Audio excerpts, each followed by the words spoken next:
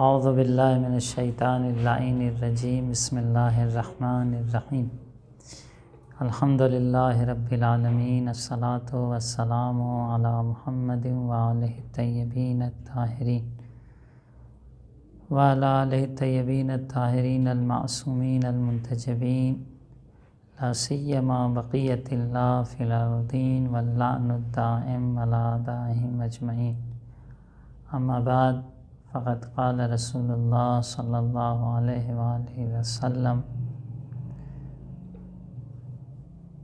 من اخلص للہ اربعین صباحا ظہرت ینابیع الحکمت من قلبہ علی لسانہ۔ صلوات بھیجیں بار محمد اللہم صلی علی محمد وآل محمد جل فرج۔ رسول کرام اسلام سے حدیث ہے کہ آپ نے فرمایا کہ جو بھی خدا کے لیے 40 دن تک اخلاص اور خلوص کو پیش کرے گا، من اخلص للہ 40 صباحا ظہرت ینابیع الحکمہ من قلبہ علی لسانہ، حکمت کی باتیں اس کی زبان سے، اس کے دل سے، اس کی زبان پر جاری ہوں گی۔ یہ جو متن ہم نے حدیث کا آپ کے سامنے پیش کیا، یہ ان الفاظ میں اہل سنت کی کتابوں میں موجود ہے۔ اس سے ملتا جلتا مضمون ہماری کتابوں میں موجود ہے کہ ما اخلص عبد للہ الا جرت ینابیع الحکمہ من قلبہ علی لسانہ، کہ کوئی بندہ اللہ کے لیے اخلاص نہیں کرتا، ما اخلص عبد للہ 40 صباحا الا جرت ینابیع الحکمہ من قلبہ علی لسانہ، کیونکہ خلوص اسلام میں بہت پسندیدہ اور بہت اہمیت کا حامل ہے۔ اکثر ہمارا کام اسی وقت نتیجے بخش ہو سکتا ہے اور اسی وقت اس سے ہم مطلوب فائدہ اور مطلوب ثمر حاصل کر سکتے ہیں جب ہمارے کام میں خلوص پائے جاتا ہو۔ اگر خلوص نہیں ہے، اگر دکھاوے کے لیے ہے، اگر خدا کے لیے نہیں ہے، مادی اغراض کے لیے ہے، تو یقیناً اس کا نتیجہ اسی مقصد، اسی غرض تک محدود رہے گا۔ اس لیے حدیث میں ملتا ہے کہ انسان کی قیمت جو ہے وہ اس کی نیت کے اوپر ہے۔ قیمت المرء، انسان کی قیمت اس کی جو نیت ہے، اس کا جو ارادہ ہے، اس کا جو خلوص ہے، اس کے اوپر اس کی قیمت ہوتی ہے۔ جس کی نیت، جس کا ارادہ جتنا بلند ہوگا، جس کی نیت جتنی خالص ہوگی، اتنا زیادہ وہ شخص قیمتی ہوگا۔ خود نیت کو خالص بنانا یعنی ہم ہر کام جو دنیا کا کر رہے ہیں کوشش کریں کہ اس میں خدا شامل ہو، خاص کر کے اہم امور جو ہمارے زندگی کے ہوا کرتے ہیں۔ مثال کے طور پر ہم طالب علم ہیں، تحصیل علم دین کر رہے ہیں، تو یہ علم دین حاصل کرنا خلوص کے ساتھ ہو۔ اس لیے نہ ہو کہ ہم کل کو جب علم حاصل کر لیں گے تو ہمیں کہیں گے لوگ ہم عالم ہیں، عالم کہلوانے کے لیے نہ ہو، لوگ ہمارا احترام کریں گے، احترام کروانے کے لیے علم حاصل نہ کریں، عالم کہلوانے کے لیے علم حاصل نہ کریں۔ جب ہم عالم بن جائیں گے تو ایک بڑے انسان ہو جائیں گے لوگوں کی نظر میں، بڑے بننے کے لیے ہم علم حاصل نہ کریں، صرف اور صرف علم اس لیے حاصل کریں کہ علم ایک پسندیدہ چیز ہے اور مطلوب ہے، اللہ اور رسول اس کو پسند کرتے ہیں اور ہمیں دستور دیا گیا ہے کہ ہمیں علم حاصل کرنا چاہیے۔ اب اس کے نتیجے میں جب ہم علم حاصل کریں گے تو وہ سب چیزیں خود بخود پیش آئیں گی اور موجود ہیں کہ ہمیں عالم بھی کہا جائے گا اور لوگ احترام بھی کریں گے، وہ الگ چیز ہے، لیکن مقصد ہمارا وہ نہیں ہونا چاہیے۔ مقصد ہمارا کیا ہونا چاہیے کہ ہم خدا کے لیے علم حاصل کریں۔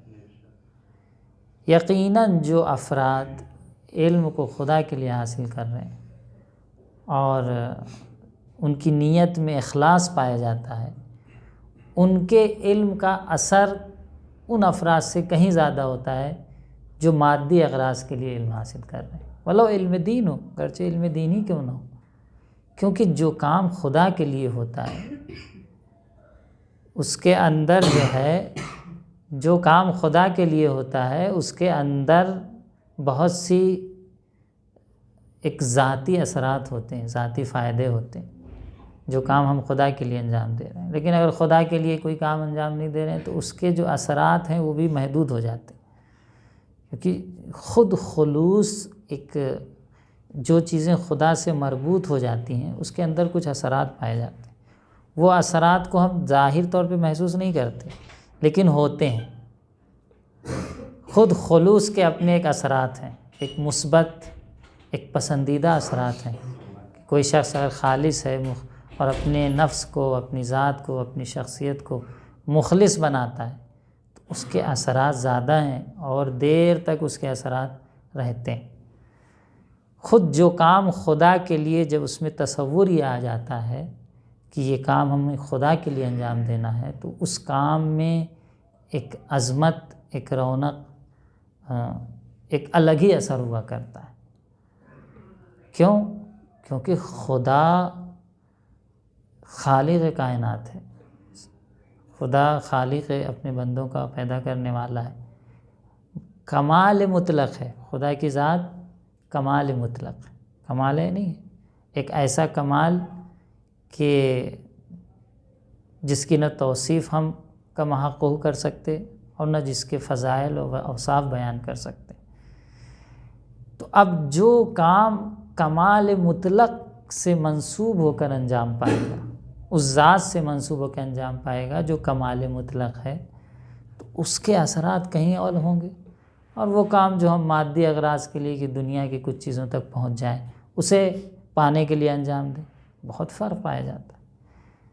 تو اسلام کیوں تاکید کرتا ہے خلوص پر؟ اس لیے کرتا ہے کہ جب ہم کوئی کام خدا کے لیے انجام دے رہے ہیں، اس کی خوشنودی کے لیے کرتے ہیں، تو اس کے جو اثرات ہوتے ہیں، مثبت اثرات، وہ کہیں زیادہ ہوتے ہیں اس کام سے جو مادی اغراض کے لیے انجام دیے جا رہے ہیں۔ کیوں؟ کیونکہ اس ذات سے منسوب ہو گئے ہیں جو کمال مطلق ہے، جو فیض مطلق ہے، جس کی ایک ایک صفات کو ہم بیان نہیں کر سکتے، اس کی تفصیلات کو، رحم، کرم، اس کے تمام تر صفات کو اگر ہم دیکھیں تو اب جو کام اس ذات سے منسوب ہو کر اس سے نسبت دے کر انجام دیا جائے گا، اور اس نسبت میں ہم جتنا زیادہ خالص ہوں گے اتنا زیادہ اس کی برکت، اس کے اثرات نظر آئیں۔ لیکن اگر کام مادی اغراض کے لیے ہے تو اس کا فائدہ بھی محدود ہو جائے گا۔ اس لیے اخلاص کی شریعت مقدس اسلام میں بہت اہمیت ہے۔ اسلام نے بہت زیادہ اخلاص پر زور دیا ہے اور یہ تاکید کیا ہے کہ ہمیں چاہیے کہ ہم اپنے کو خالص اور مخلص بنائیں۔ بہت سی روایتیں ہیں جو اخلاص کو بیان کرتی ہیں، اور اس کے مقابل میں ریاکاری کو مذمت، ریاکار انسان اور ریاکاری کی مذمت بہت ہے ہماری روایات میں، کہ کچھ لوگ جو کام کرتے ہیں ریا الناس الذین ينفقون اموالهم، کچھ لوگ ایسے ہیں جو اپنے مال کو انفاق کرتے ہیں ریا الناس، قرآن نے کہا ہے لوگوں کو دکھانے کے لیے۔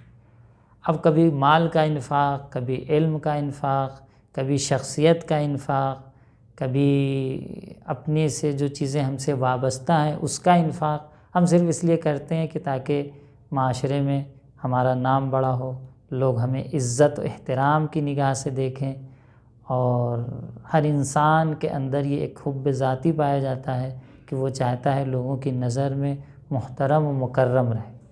یہ انسان کی فطری غریزہ فطری جسے کہا جائے، فطری نیازوں میں سے ایک یہ ہے کہ ہر انسان اپنے کو معزز دیکھنا چاہتا ہے۔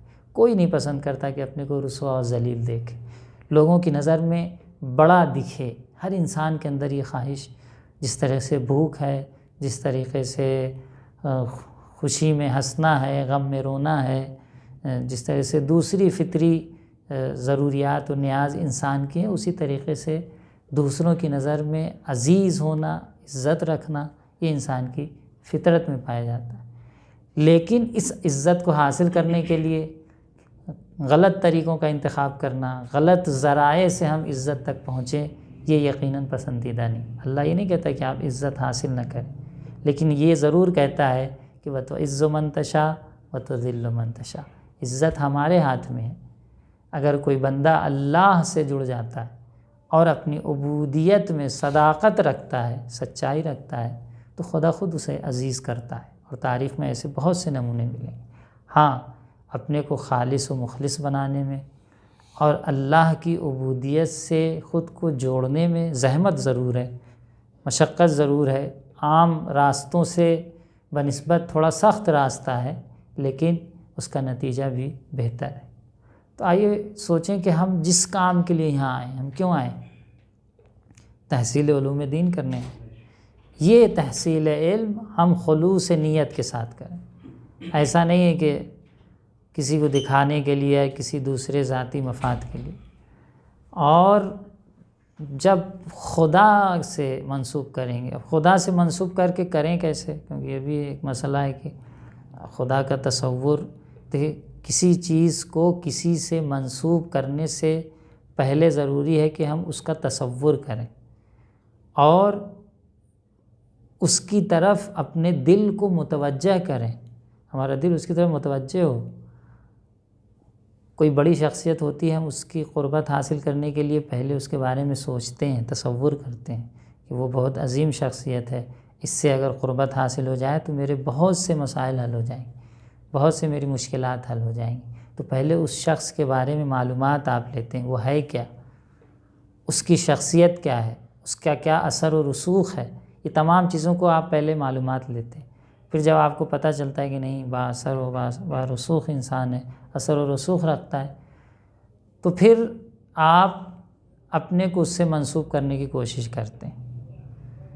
تو پہلے اس شخص کا تصور کرتے ہیں، اس کے کاموں کا تصور کرتے ہیں، اور اپنے دل میں اس سے ایجاد محبت کرتے ہیں کہ نہیں بھائی یہ شخص پسندیدہ ہے، مجھے بھی پسند ہے۔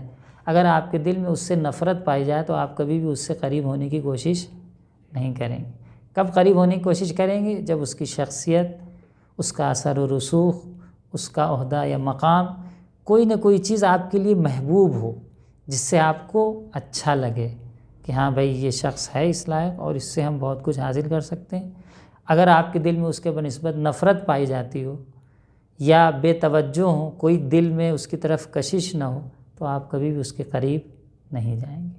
تو پہلی چیز یہ ہے کہ ہم جب خدا کے لیے کسی کام کو انجام دینا ہے تو خدا کی معرفت اور خدا کی محبت اور اس کی عظمت کو اپنے ذہن میں اجاگر کریں، اپنے ذہن میں اس کا تصور لائیں، اس کی ذات کی طرف لمحے بے لمحے متوجہ ہوتے رہیں، اور جب اس کی ذات، اس کی صفات، اس کے کمالات اور اس سے محبت کا اظہار کریں گے تو آہستہ آہستہ پھر ہمارے کام بھی خدا کے لیے ہوں گے۔ کہیں گے جو ذات اتنی عظیم ہے، جس کو ہم پسند کرتے ہیں، جس سے ہم محبت کرتے ہیں، ہمیں چاہیے کہ اپنے اعمال کو اس کے لیے انجام دیں۔ والذین آمنوا اشد حبا للہ، وہ جو ایمان لائے ہیں اللہ سے شدید، بہت زیادہ محبت رکھتے ہیں۔ تو ایمان کی ایک پہچان یہ بھی ہے کہ اگر ہم اللہ اور رسول کو مانتے ہیں تو اللہ اور رسول سے محبت کرتے ہیں اور شدید محبت کرتے ہیں۔ جتنی زیادہ ہماری محبت اللہ اور رسول سے زیادہ ہوگی، اتنا زیادہ ہمارے عمل میں اخلاص پایا جائے گا۔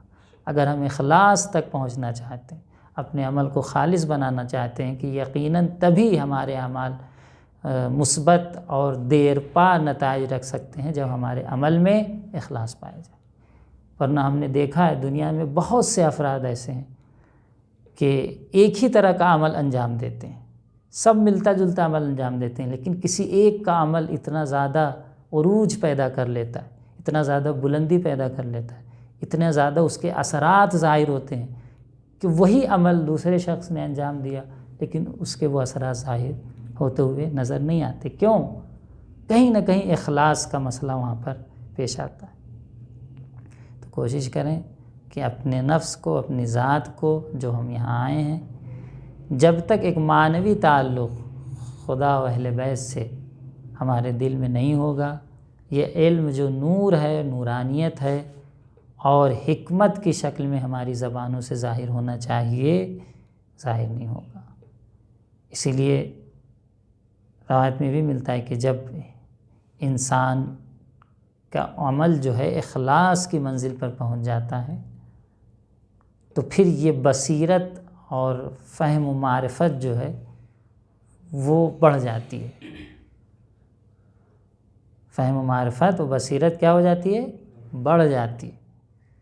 تو کہنے کا مقصد یہ ہے کہ اخلاص ایک اہم رکن ہے ہماری زندگی کا۔ ہمیں چاہیے کہ اس کے بنسبت جتنا زیادہ ہو سکے ہم اہتمام کریں، اور خلوص ہماری بصیرت کو، ہماری معرفت کو، ہمارے علم کو کہیں زیادہ بلندی پر لے جاتا ہے۔ ماشاءاللہ ایک اچھی فضا یہاں فراہم ہے۔ مرکز حوزہ علمیہ سرزمین قم میں آپ رہ رہے ہیں ماشاءاللہ، تو یہاں پر تمام تر شہروں سے اور تمام تر ملکوں سے علماء، افراد و مومنین، خاص کر کے مومنین بھی یہاں پائے جاتے ہیں، دوسرے شہروں سے آئے، اور ایک مرکز بنا ہوا ہے علوم اہل بیت کا۔ دیکھا جائے تو نجف تھا اور قم ہے، جو دو اہم مرکز ہیں ہمارے، ان میں سے ایک قم ہے۔ تو مومنین کے لیے، علماء کے لیے علوم اہل بیت کا ایک مرکز بنا ہوا۔ یہاں آپ کو ایک سے ایک معنوی، اخلاقی، علمی، ہر چیز سے جڑی ہوئی شخصیتیں جو علوم اسلام اور اہل بیت کے علوم میں پائی جاتی ہیں وہ آپ کو ملیں گی۔ اچھے سے اچھے اساتذہ اخلاق ملیں گے، اچھے سے اچھے اہل علم، اہل فضل، اہل دقت و اہل حکمت افراد ملیں گے۔ لیکن یہ کہ یہ دریا ہے اور یہ خزانے ہیں، اس میں سے غوطہ زنی کرنا، اس میں سے جا کر نکال کے لے آنا اور حاصل کرنا، یہ ہماری ذمہ داری، اور نہ یہیں آ کے عام انسانوں کی طرح ممکن ہم زندگی گزار کے یہاں سے چلے جائیں۔ اور ویسے افراد بھی ہیں کہ جو اگر آپ کو چاہیے تو پھر سرزمین قم نجف کے علاوہ کہیں اور دنیا میں آپ کو ملنے والے نہیں ہیں، ویسے افراد بھی ہیں۔ اب یہ آپ کے اوپر ہے کہ اس فرصت سے آپ فائدہ اٹھائیں، اور جس مقصد کے لیے آئے ہیں، کیونکہ مقصد انسان اپنی ہمت سے پہچانا جاتا ہے۔ انسان کی شناخت، انسان کی اہمیت اس کی ہمت سے ہوا کرتی۔ جتنی زیادہ اس کی ہمت بلند ہوگی اتنا زیادہ وہ کامیابی کے راستوں پر آگے بڑھے گا۔ لیکن کامیابی کا مفہوم ذہن میں رہے کہ مادی مفہوم نہیں ہونا چاہیے۔ کامیابی کا مفہوم وہی اخلاص کے ساتھ خدا کے لیے کام کو انجام دینے کا نام ہم کامیابی رکھیں، نہ وہ کامیابی جسے دنیا کامیابی کہہ رہی، بلکہ نہیں، جب ہم اپنے امور کو باقاعدہ طور پر اخلاص کے ساتھ خدا کے لیے انجام دیں تو یہ حقیقی کامیابی ہوتی۔ تو کوشش یہ کریں کہ مادی چیزوں سے خود کو تھوڑا سا دور کر کے ایک اخلاقی، ایک معنوی فضا میں آنے کے بعد کچھ سیکھیں، اور اس کے بعد انشاءاللہ دوسروں کو بھی جب اپنی قوم کی طرف، اپنے ملک میں، اپنے ایالت میں، اپنے شہر میں واپس جائیں تو وہاں لوگوں کو بھی بیدار کر سکیں۔ یقیناً جب ہم بیدار ہوں گے تبھی دوسروں کو بیدار کر سکتے ہیں۔ اگر ہم خود خواب غفلت میں ہوں گے اور سو رہے ہوں گے تو مومنین کو ہم بیدار نہیں کر سکتے۔ ہمیں چاہیے کہ ہم بیدار رہیں تاکہ مومنین کو بھی بیدار کر سکیں۔ السلام علیکم ورحمۃ اللہ وبرکاتہ۔ وآخر دعوانا ان الحمد للہ رب العالمین۔ اللہم صلی علی محمد